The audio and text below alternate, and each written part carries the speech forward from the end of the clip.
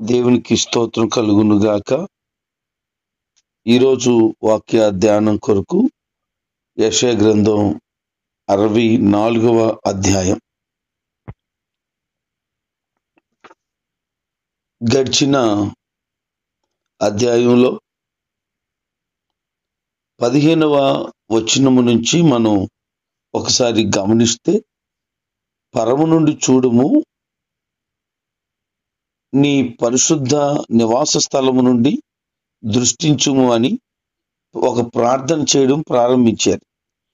ఆ ప్రార్థన ఈ 64వ అధ్యాయంలో కూడా కంటిన్యూ అవుతుంది.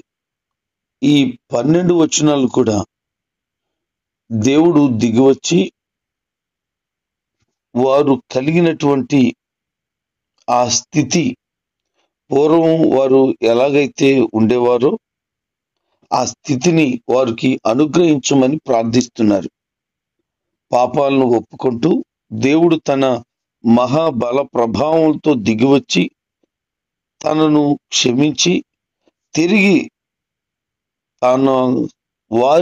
తనకి కలిగినటువంటి ఆ పూర్వపు స్థితికి తేవాలని దేవునికి అందరూ కూడా విన్నవించుకుంటున్నారు. ఇది ఒక శ్రేష్టమైన ప్రార్థన. వారి యొక్క జీవితాలు పాడైపోయాయి, నాశనకరమైన స్థితిలోనికి వెళ్ళిపోయారు. పూర్తిగా వారి జీవితాలు భ్రష్టపట్టిపోయాయి. నాశనకరమైన స్థితిలో వారు మునిగిపోయారు. వారి జీవితాలు ఇక బాగుపడవు, ఇక మా పరిస్థితులు బాగుపడవు, ఇక మా కుటుంబాలు బాగుపడవు, మా రాజ్యానికి క్షేమం లేదు అని వారు బహుగా బాధపడుతున్నారు. వారి పరిస్థితులు అలాగే ఉన్నాయి. ఎందుకనంటే శత్రువు రాజులు దాడి చేసిన కారణాన ఆ శత్రువు రాజులు పూర్తిగా నాశనం చేసేసి వారికి ఉన్నటువంటి ఆస్తులను, వారు కలిగినటువంటి సమస్తాన్ని వారు దోచుకొని పోతూ ఉండేవాళ్ళు. కనుక పూర్తిగా వారి జీవితాలు అస్తవ్యస్తంగా తయారైపోయాయి. ఇక వాళ్ళు అనుకుంటున్నారు, ఇక మాకు మరలా ఈ స్థితి రావాలి అని అంటే దేవుడు దిగి రావాలి అని. కొన్నిసార్లు ఈ సందర్భం మనకు కూడా తారసపడుతుంది, నీకు కూడా తారసపడి ఉండొచ్చు. ఈ కుటుంబం ఇంకా కట్టబడదు, ఈ బ్రతుకు ఇంకా బాగుపడదు, ఈ జీవితాల్లో మంచి రాదు, ఇక ఇంతే, ఈ బ్రతుకు ఇలా పోవడమే, ఇంకా ఈ కట్టె కాలిపోవడం వరకు తప్ప ఇంకేమీ లేదు అని భావించి ఉండవచ్చు. ఈ పరిస్థితి మారాలంటే దేవుడు దిగొస్తే కానీ జరగదు. నా బతుకు మారాలంటే దేవుడు దిగి రావాలి, నా పరిస్థితులు మంచి రోజులు చూడాలంటే దేవుడు దిగి రావాలి, ఆయన దిగొస్తే తప్ప అని భావిస్తాం. ఆల్రెడీ ఒకసారి దేవుడు భూమి మీదకి దిగి వచ్చాడు, ఇప్పుడు మళ్ళీ రావాలా? అప్పటికి దేవుడు దిగి రాలేదు. అందుకని వాళ్ళు అంటున్నారు, గగనము చీల్చుకొని, అనగా మేఘాలను చీల్చుకొని దిగి వస్తే మా బతుకులు బాగుపడతాయని వారు ఆశతో ఎదురు చూస్తూ ఉన్నారు. యేసు ప్రభు రాక కొరకు వాళ్ళు ఎదురు చూస్తున్నారు. ఆయన వస్తే వాళ్ళ బ్రతుకులు మారిపోతాయని మెస్సియా కొరకు కనిపెడుతున్నారు. ప్రవచనాలు కూడా ఉన్నాయి. 9వ అధ్యాయం 6వ వచనంలో కన్యక గర్భము ధరించి ఒక కుమారుని అంటుంది. ఆయన ఆశ్చర్యకరుడు, ఆలోచనకర్త, నిత్యుడగు తండ్రి, సమాధానకర్తకు దేవుడు అని వారికి అర్థమైంది కనుక వాళ్ళు ప్రార్థన చేయడం ప్రారంభించారు. నువ్వు రా నాయనా, నువ్వు వస్తే గానీ మా బ్రతుకులు, మా పరిస్థితులు మారవు అని. వాళ్ళు ఎదురు చూసినట్లుగానే, వాళ్ళు ప్రార్థించినట్లుగానే, వారు ఆశించినట్లుగానే ప్రభు సన్నిధిలో వారు హృదయాన్ని కుమ్మరించుకుంటూ వేడుకుంటున్న సందర్భము. అంటే వారి ఆలోచన ఎలాగుంది అని అంటే, దేవుడు దిగి వచ్చి మా పూర్వపు స్థితిని మాకు దయచేయాలి. ఎందుకు అనంటే మేము పాపం చేశాం, దేవునికి వ్యతిరేకమైన జీవితాలను జీవించాం, పూర్తిగా మేము దేవుని వద్దు అనుకునే పరిస్థితికి వెళ్ళిపోయాము. కనుక మా స్థితిని, మా గతిని మార్చగలిగిన వాడు దేవుడే అని వారు భావించారు. ఈరోజు నీ బతుకు బాగుండాలన్నా, నీ కుటుంబం కట్టబడాలన్నా, నీ పరిస్థితులు దిద్దబడాలన్నా, పూర్వపు ఉన్నటువంటి సంతోషకరమైన జీవితం మరలా నీకు రావాలన్నా దేవుడు దిగి రావాలని అని అనుకుని ఉండుండొచ్చు. నీకోసమే ఆయన ఈ మాటలు మాట్లాడుతున్నాడు.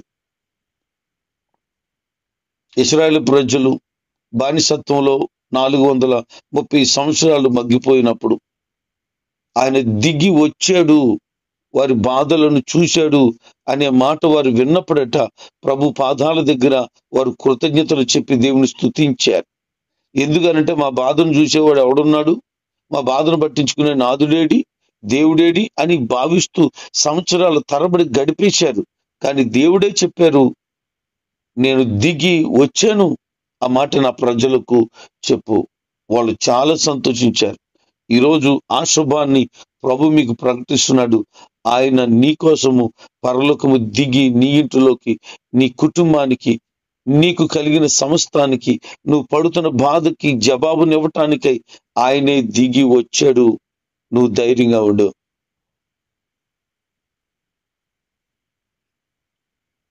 నీ హృదయంలో ఎట్టి కలత ఉండనియొద్దు, ఎట్టి వేదన ఉండనియొద్దు. ఆయన వచ్చాడంటే దాని అర్థం ఏంటంటే సమస్తాన్ని చక్క పెట్టేస్తాడు. ఎక్కడ తేడా ఉందో, ఎక్కడ లెవెల్ కాలేదో, ఎక్కడ ఏం జరుగుతుందో ఆ వంకర టింకర్లన్నీ కూడా సరి చేసేస్తాడు ఆయన. ఏమి దేవుడండి ఆయన. ఆయన ఆలోచన ఎంత గొప్పది. పెద్ద పెద్ద సమస్యలను ఇక లేదు, ఇంక కుదరదు అనుకునే పరిస్థితులు అవలీలగా చక్కబెట్టేయగలిగిన మహాజ్ఞానవంతుడైన దేవుడు ఆయన. మాట్లాడాలంటే కల్లో మాట్లాడతాడు, మాట్లాడాలంటే ఎవరితోనైనా మాట్లాడతాడు, మాట్లాడదాం అనుకుంటే డైరెక్ట్ ఆయనే మాట్లాడేస్తాడు. చక్క పెడతాడు, ఆయన లెవెల్ చేస్తాడు, అంతే. ఎక్స్ట్రాలను తీసి పాడేస్తాడు. నువ్వేమి కంగారు పడుకో. ఆయన గురించి సరిగా అర్థం అవ్వక నువ్వు మాట్లాడుతున్నావేమో అనుకుంటున్నావేమో కానీ ఆయన దిగి వచ్చాడు. ఇక మీదటి చూడు అంత లెవెల్ అయిపోద్ది. స్తోత్రం కలుగును గాక.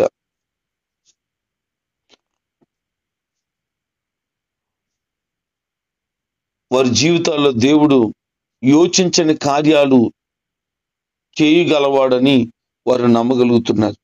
అందుకే వారు అంటున్నారు, అసలు మేము జరుగుతుందని మేము అనుకోలేదయా, నువ్వు భీకర క్రియలు చేయగలిగిన దేవుడవు.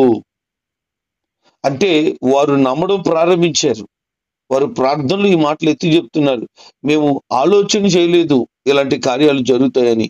నువ్వు అలాంటి కార్యాలు చేయగలిగిన దేవుడవు. అందుకనే ఆయన యొక్క తలంపులు మానవుల తలంపుల కంటే ఉన్నతమైనవి. ఆయన ఆలోచనలు మన ఆలోచనల కంటే ఎంతో గొప్పవి. వాళ్ళు ఇంకా అంటున్నారు, తన కొరకు కనిపెట్టుకుని వారి విషయమే నీవు తప్ప కార్యము సఫలం చేసే దేవుడు ఇంకెవరున్నారు? అది ఏ కార్యమైనా, ఎలాంటి కార్యమైనా, ఎంతటి కార్యమైనా చేయగలిగిన దేవుడు నీవు తప్ప ఎవరున్నారు అని వాళ్ళు నమ్ముతున్నారు. ఈ రోజున దేవుడు నీ జీవితంలో కార్యము జరిగిస్తాడనే ఒక పరిపూర్ణమైన నమ్మకం, విశ్వాసాన్ని ప్రభు పట్ల నువ్వు కలిగి ఉండాలి. ఒకవేళ నీ కంటికి కనిపించే పరిస్థితులన్నీ వ్యతిరేకంగా ఉండొచ్చు, కానీ ఆ పరిస్థితులన్నీ దీవెనకరంగా మార్చగలిగిన దేవుణ్ణి నువ్వు కలిగి ఉన్నావని నమ్మగలగాలి. అలా నమ్మగలిగితే నీ జీవితంలో బలమైన కార్యాలు తప్పక తప్పక తప్పక చూస్తావు. నీ వల్ల కాదు, నీ వల్ల కాదు, నీ వల్ల కాదు అనే ఆ ప్రశ్న నీకు పదే పదే పదే పదే మనసుకు వచ్చేస్తుందేమో. ఏం పర్లేదు, దేవుడు కార్యము చేయగలిగిన వాడు. ఇది ఎలాగా, అది ఎలా అయితే నీకెందుకు? కార్యం జరగడం కావాలా వద్దా? కార్యం జరగాలి అని అంటే వాళ్ళు చెప్తున్న మాటలు అవే ప్రార్థనలో, ప్రభువా నీ కొరకు కనిపెడితే కార్యము సఫలం చేసేస్తావు, మేము నమ్ముతున్నాము అని. ఈ రోజు నువ్వు కూడా నమ్ము. నేను నిన్ను నమ్ముతున్నాను ప్రభువా, నా పట్ల నీ కార్యాన్ని జరిగించే దేవుడు. మరి ఇంకెవ్వరూ లేరు, నువ్వు ఒక్కడవే అని. కొంతమందికి తెలియదట. అక్కడ అంటున్నాడు, మనుషులకు తెలియకుండా సంగతి, ఈ సమాచారం తెలియదు చాలా మందికి, ఆయన తప్ప కార్యం చేయగలిగినాడు మరొకరు లేడు అని. అది తెలియక అక్కడికి ఇక్కడికి నా తిప్పలు పడి, అలాగైతే పని అవుద్ది, ఇలాగైతే పని అవుద్ది, వాళ్ళ ద్వారా అయితే పని అవుద్ది, వీళ్ళ ద్వారా అయితే పని అవుతుంది, నా యాతనలు పడుతున్నారు. వాళ్ళ ప్రయత్నాలన్నీ వేస్ట్. కానీ నువ్వు డైరెక్ట్ గా దేవుణ్ణే కలుసుకున్నావు అనుకో, డైరెక్ట్ గా దేవుణ్ణే అడిగేసావు, ఆయన కార్యం చేసేస్తాడు. నీ సొంత ప్రయత్నాల వలన ఒరిగేది, కలిగేది నష్టం, బాధ, చివరికి ఏడుపు తప్ప మరి ఏమీ లేదు. కానీ ఆయన మీద ఆధారపడి ఆయన మీద నమ్మకాన్ని కనుక ఉంచగలిగేవా, నీ జీవితంలో బలమైన కార్యాన్ని తప్పక చూస్తావు. తప్పక చూస్తావు. మనుషులను నమ్మొద్దు, కానీ దేవుణ్ణి నమ్మవు. ఇంకా అంటున్నారు, దేవుని మీద ఆధారపడేటట్లు తను ప్రోత్సాహపరుచుకోవడం లేదట జనాలు. అంటే దేవుడు నాకు సహాయము చేస్తాడని దేవుని మీద ఆధారపడేటట్లుగా తను ప్రోత్సహించుకోలేకపోతున్నారు. ఎవరొకరు పుషప్ ఇవ్వాల్సి వస్తుంది, ఎవరొకరు ప్రోత్సహించాల్సి వస్తుంది, ఎవరొకరు బలపరచవలసి వస్తుంది. నీవు బలపడలేవా? ధైర్యం ఎవరో చెప్పాలా? ఎవరి వల్ల బలపరచబడాలి? ఏం పర్వాలేదని ఇంకొకరు అనాలా? నీవుగా బలపరచుకోలేవా? నీవుగా దేవుని మీద ఆధారపడలేవా? లేకపోతేనే బలహీనం అయిపోతావు. మీతో చెప్పానేమో నాకు గుర్తులేదు, కానీ ఒక పాట రాశాను నేను 2004 సంవత్సరం అనుకుంటా. ఒక పాట రాశాను 2005 సంవత్సరంలో. రాసిన తర్వాత ఆ పాట నాతో ఉన్న ఆ కొలీగ్స్, టీమ్ మెంబర్స్ కి చెప్పాను, ఇలా పాట రాశాను అని. వాళ్ళు వెంటనే నవ్వారు, అపహాస్యపు నవ్వారు. ఎంత ఎటకారం చేశారంటే, నువ్వా? అప్పుడు స్టీవెన్సన్ గారు పాపులర్ గా ఉన్నారు. పెద్ద స్టీవెన్సన్ అయిపోదామని ఆకుమర్తి డానియల్ ఫేమస్ లో ఉన్నాడు. పెద్ద డానియల్ అయిపోదామని నువ్వు కూడా పాటలు రాసేసావా, నువ్వు ఒక్కడు మిగిలినావు అని చాలా ఇన్సల్టింగ్ గా మాట్లాడారు. నిజంగా ఆ మాటలు విని నాకు చాలా బాధ కలిగింది. అప్పుడు మాకు టీం వర్క్ లో వెహికల్ ఉండేది, ఆ కారులోకి వెళ్ళిపోయి ప్రార్థన చేసుకుని ఏడ్చాను. ప్రభా, ఏంటయ్యా, ఒక పాట రాస్తే నాతో ఉండేవాళ్ళు ప్రోత్సహించడానికి బదులు మరీ ఇంత దారుణంగా నన్ను ఆడిపోసుకున్నారు అని ఏడ్చాను. ఏడ్చినప్పుడు నాకు ఒక అంతరంగంలో ఒక స్వరం వినబడుతుంది, ఈ రోజు నుంచి నువ్వు ఏ పని చేసినా ఎవరు నిన్ను ప్రోత్సహించరు, అయినా సరే నువ్వు ముందుకు సాగు, నేను నీకు తోడుగా ఉన్నాను, నీకు జయమిస్తాను అని చెప్పారు. అంతేనండి. ఆ రోజు నుంచి ఈ రోజు వరకు ఇన్ని సంవత్సరాలు జరుగుతున్నా, దాదాపు 20 సంవత్సరాలు అవుతున్నా, ఏది చేద్దామన్నా, ఏది చేయాల్సి వచ్చినా అన్ని కూడా ఆటంకాలు, అభ్యంతరాలే. అది చిన్నది పెద్దది అనడానికి కూడా సరిపోదు. ప్రతి దానికి కూడా ఎక్కడొక దగ్గర నుంచి వ్యతిరేకత తారసపడడం నేను గమనించాను. కానీ ఆగలేదు, ఆపలేదు. ఎందుకంటే ప్రభు నాతో చెప్పారు. ఆ మాటను బట్టి ముందుకు సాగుతుంటుండగా దేవుడు క్షేమము ఇస్తూనే ఉన్నారు. నిన్ను కూడా దేవుడు ఈ మాటతో బలపరుస్తున్నాడు, నిన్ను కూడా ప్రోత్సహిస్తున్నాడు. నువ్వు చేస్తుంటే, నువ్వు ఉంటుంటే, నువ్వు మాట్లాడుతుంటే జనాలకి ఇరిటేషన్ వచ్చిపోయి చిరాకు వచ్చేసి చిచ్చి అన్నట్టు ఉందేమో పరిస్థితి, అయినా పర్వాలేదు. కారణం ఏంటి అనంటే, నీవు బలపరుచుకో. ఒక దినాన దేవుడు నిన్ను గొప్పగా చేస్తాడు, ఒక దినాన వాళ్ళ ముందే తల ఎత్తేలా చేస్తాడు, ఒక దినాన నీ జీవితం 10 మంది కంటే ఆశీర్వాదకరంగా ఉంటది అని నువ్వు నమ్ము. నువ్వు బలపరుచుకో. నా ప్రభు పాదాల దగ్గర ఉండడాన్ని బట్టే ఈ రోజుకి నన్ను నేను బలపరుచుకుంటున్నాను. లేకపోతే ఎప్పుడో ఈ తనువు చాలించాలి. అనేక సమస్యలు, అనేక శోధనలు, అనేక వ్యతిరేకతలు, అనేకము, 1, 2 అని నేనేం చెప్పలేను. అన్ని నా జీవితంలో తారసపడ్డాయి, పడుతున్నాయి, స్టిల్ అనుభవిస్తూనే ఉన్నాను. కానీ దేవుడు మాత్రం ఏ రోజు తన చెయ్యి నా పట్ల విడిచిపెట్టలేదు. నా దేవుడు నీ దేవుడు కాదా? నాతో ఉన్న దేవుడు నీతో లేడా? నన్ను బలపరుస్తున్న దేవుడు, నాకు సహాయం చేస్తున్న దేవుడు నీ దేవుడు కాదా? నీకు చేయడా సహాయం? అందుకన్నాడు, తను ప్రోత్సహించుకోండి. ఎందుకు, ఎలాగా? నన్ను బట్టి ప్రోత్సహించుకోండి. అవును, దేవుని బట్టి ఈ రోజు నుంచి నువ్వు ప్రోత్సహించుకో. దావీదు కూడా ఒంటరైపోయాడు. తనతో ఉన్న స్నేహితులు, తన కుటుంబ సభ్యులు, తన కన్న పిల్లలు కూడా వ్యతిరేకమైపోతే ఒంటరిగా అడవులు వెంబడి పారిపోయాడండి. దిక్కుమాలిన స్థితి అండి. రాజు అవటానికి ముందు పరిగెట్టాడు, రాజు అయిన తర్వాత కూడా పరిగెట్టవలసిన కర్మ ఆయనకు పట్టింది. కానీ అతను ఎప్పుడు ఒక మాటే చెప్పారు, యెహోవా నా బలము, నా ధైర్యం ఏంటి అని అంటే దేవుడు అని చెప్పాడు. అందుకే ఈరోజు చరిత్రలో నిలిచిపోయాడు. ప్రతి వారంలో ఆదివారంలో దావీదుని జ్ఞాపకం చేసుకుంటాము. ఇంకా మధ్యలో అనేక సార్లు వాక్య సందర్భం వచ్చినప్పుడు దావీదు గారిని గుర్తు చేసుకుంటాం. కారణం ఏంటి అని అంటే ఆ రోజు దేవుణ్ణి బట్టి ధైర్యపరుచుకున్నాడు, తను తాను బలపరుచుకున్నాడు. ఈ రోజు నిన్ను నువ్వు బలపరుచుకునే వ్యక్తి అయితేనే రాబోయే దినాల్లో ఒక దీవెనకరమైన వ్యక్తిగా ఉండగలుగుతావు. ఎవరు నేనేం బలపరచరు. ఇంకా గట్టిగా చెప్తాను వినండి. నీ భార్య నీకు సపోర్ట్ ఉండకపోవచ్చు, నీ పిల్లలు నీకు సపోర్ట్ ఉండకపోవచ్చు, నీ ఫ్రెండ్స్ నీకు సపోర్ట్ చేయకపోవచ్చు, నీతో పని చేసేవాళ్ళు కూడా నీకు సపోర్ట్ గా ఉండకపోవచ్చు. ఏం పర్వాలేదు. కారణం ఏంటో తెలుసా? దేవుడు నీకు అన్ని విధాల సహాయం చేయటానికి, నీకు సపోర్ట్ ఇవ్వడానికి రెడీగా ఉన్నాడు ఆయన. ధైర్యంగా ఉండు, దేవుని బట్టి ముందుకు సాగిపో.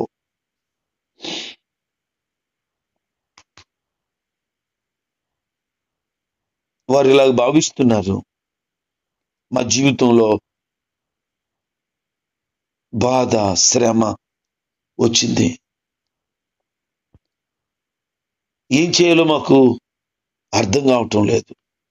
వాళ్ళు ఇలాగ ప్రార్థన చేస్తున్నారు, ప్రభువా మాకు అధికమైన శ్రమ, అధికమైన బాధ నువ్వే పెట్టు.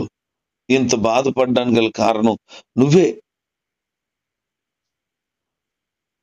నువ్వే మమ్మల్ని బాధల్లో ఉంచావు అంటూ వాళ్ళు దేవుని సన్నిధిలో ప్రార్థిస్తున్నారు.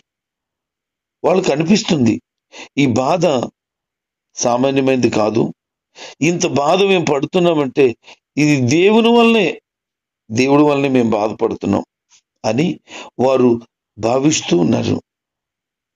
కారణం ఏంటి? వాళ్ళకి అర్థమైంది. వాళ్ళు అదే చెప్తున్నారు, ఎందుకు మేము బాధపడుతున్నామని అంటే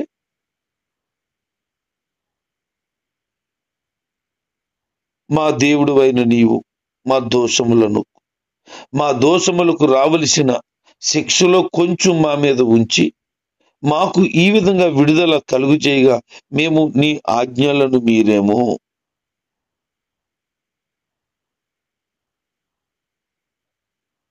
అంటాడు. యజ్రా 9:13 మాట కనబడుతుంది. మేము చేసిన దోషములకు మా మీదకి రావలసిన శిక్ష కొంచెం వచ్చింది అంటే ఎక్కువ రాలేదట, కొంచెమే వచ్చిందంట. వాళ్ళకి అర్థమైంది వాళ్ళు ఎందుకు అలాంటి స్థితిలో ఉన్నారో, ఎందుకు శ్రమ పెట్టబడుతున్నారు, ఎందుకు బాధపడుతున్నారో వాళ్ళు చెప్తున్నారు. ఇశ్రాయేలును మాట్లాడుతున్నారు. దీనికి గల కారణం ఏంటి అని అంటే మేము చేసిన తప్పు, వారు చేసిన చెడ్డ పనులు, వారు చేసిన ఘోర అపరాధం కారణంగానే ఈ బాధలు మా మీదకి వచ్చాయని వాళ్ళు నమ్ముతున్నారు. అందుకే దేవుని సన్నిధిలో క్షమించమని కోరి ప్రార్థిస్తున్నారు. ఒకవేళ నీకు వచ్చిన బాధ లేకపోతే ఆ కష్టం నువ్వు ఏదో అపరాధం లేకపోతే ఏదో చెడ్డ పని లేకపోతే దేవునికి నచ్చని ఏదైనా జరిగి ఉండుంటే నీ జీవితంలో, దాని వలనే కనుక ఇది వచ్చుంటే ఈ సమయంలో ప్రభు దగ్గర పశ్చాత్తాపడు. నీ పిల్లల మాట అంటలేదు, నీ కుటుంబంలో సంతోషం లేదు, అన్ని సమస్యలే కనబడుతున్నాయి, నెమ్మది లేదు నీకు. అసలు ఏదో మనిషివి బతుకున్నావంటే బతుకున్నావు కానీ అసలు ఏంటో నా బతుకు, ఇంటికి యజమానుడు నేను, ఇంటికి యజమానుడిని, ఏం బతుకు నా బతుకు, నేను ఎందుకు బతుకుతున్నాను, చచ్చిపోదామంటే ఎందుకు చావాలి, ఎందుకు బతకాలి, ఏటో నాకు ఎవరి వల్ల ఆనందం, నా భార్య వల్ల లేదు, నా పిల్లల వల్ల లేదు, అసలు నా పని వల్ల కూడా నాకు లేదు. ఎవరి కోసం కడుతున్నాను, ఎవరి కోసం కొంటున్నాను, ఎవరి కోసం తెస్తున్నాను, ఎవరి కోసం కష్టపడుతున్నాను, ఎవరి కోసం ఇదంతా చేస్తున్నాను, నాకు అర్థం అవ్వలేదని నలిగిపోతూ ఉన్నావు. ఎవరితో చెప్పుకోలేకపోతున్నావు, దిగమింగలేకపోతున్నావు, కక్కలేకపోతున్నావు. ఎంత నలిగిపోతున్నావు అని అంటే దేవుడికి తప్ప నీ బాధ ఎవ్వరికి కూడా అర్థం అవటం లేదు. చెప్పినా అర్థం చేసుకోవట్లేదు. కనీసం కలిసి ప్రార్థన చేయన్నా మూర్ఖంగానే ఉంటున్నారు, ప్రార్థనకి రమ్మన్నా వ్యతిరేకంగానే ఉంటున్నారు. ఏదైనా మంచి మాట చెప్తే నువ్వు నాకు చెప్తావా అన్నట్టు ఉంటున్నారు, చెప్తే నువ్వు చెప్పుకే అన్నట్టు పోతున్నారు. అంత గలిబిలి జీవితం. ప్రియ దేవుని బిడ్డ, ప్రభు చెప్తున్నాడు, నీ జీవితంలో దేవుడు గొప్ప కార్యాలను తప్పక చేయబోతున్నాడు. వారు పడిన బాధ, వారు అనుభవించిన శ్రమ, వారు అనుభవించిన కష్టం చెప్పుకోలేనంత వర్ణాతీతమైనది. కానీ వారి పరిస్థితులను మార్చడానికి దేవుడు దిగి వచ్చాడు. ఈరోజు దేవుడు నీ పరిస్థితిని మార్చటానికి దిగి మరలా నీ కోసం వస్తున్నాడు. నీ ఇంట్లో ఉంటాడు ఆయన, నీతో ఉంటాడు ఆయన, నీ లోపల ఉంటాడు ఆయన. నీ లోపల ప్రాబ్లమా సరి చేస్తాడు, నీ ఫ్యామిలీలో ప్రాబ్లమా సరి చేస్తాడు, నీ పరిస్థితుల ప్రాబ్లమా సరి చేస్తాడు, నీ ఇంట్లో ప్రాబ్లమా సరి చేస్తాడు ఆయన. అన్ని సెట్ చేసేస్తాడు. ఇక ఈ రోజు నుంచి నీ జీవితంలో దేవుడు ఒక నూతనమైన కార్యము చేసి ఒక ప్రభావితమైన వ్యక్తిగా నిన్ను మార్చబోతున్నాడు. నువ్వు గొప్ప సంతోషకరమైన పరిస్థితులను ఈ రోజు నుంచి చూడబోతున్నావు. ఈ రోజు వరకు ఏది వ్యతిరేకమో, ఏది ఆటంకమో, ఏది అభ్యంతరమో, దేని వలన నువ్వు ముందుకి సాగలేకపోయావో, అడ్డులు, ఆటంకాలు, వ్యతిరేక పరిస్థితులన్నీ కూడా ఆయన నామమని, యేసు నామములో నీ ముందు ఉండని కూడా గెంటేస్తున్నాడు ఆయన. నీకు అడ్డు లేకుండా చేస్తున్నాడు, నిన్ను ముందుకు నడిపిస్తున్నాడు. ధైర్యంగా ఉండు, ప్రభు నీతో ఉన్నాడు. బలమైన ఘనమైన కార్యాలు నువ్వు చూడబోతున్నావు. నిరుత్సాహపడపోవద్దు, కృంగిపోవద్దు, ఎవరో ఏదో అంటున్నారని ఆ మాటలు పట్టించుకోవద్దు, నిన్ను నీవు బాధకరంగా మార్చుకోవద్దు. దేవుని చూస్తూ సాగిపో. విజయము నీదే, గొప్ప సంతోషం నీదే, ఊహించినటువంటి మేలులు నీవే పొందుకోబోతున్నావు. దేవుడు అటు కృప నీకు సమృద్ధిగా అనుగ్రహించుచున్నాడు. ఆమేన్.